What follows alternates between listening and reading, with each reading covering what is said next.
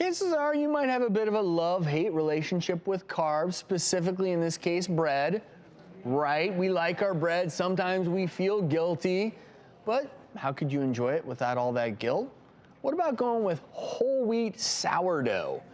Sourdough contains wild yeast and lactobacillus that makes the bread easier to digest, and of course, whole wheat, as we know, is a whole grain, so you maintain the nutrient profile, you maintain the fiber, and I have to tell you all, I love that sourdough taste. It's the best. Yeah. I don't know many people who don't, and if you can combine the sourdough with that whole wheat element, it's tough to go wrong, docs. The lactobacillus and the yeast, I think, are so interesting because that is what gives it that tangy, delicious flavor.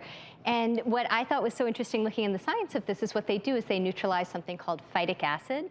And apparently all grains make this phytic acid, which inhibits your absorption of iron and magnesium and zinc, all those good nutrients that you actually want from the grains. So when you have the lactobacillus and the yeast, it neutralizes that aspect. And while the yeast certainly doesn't survive the baking process, that's what you're saying, that you can digest it much easier and then it's a much more nutritious type of bread to eat.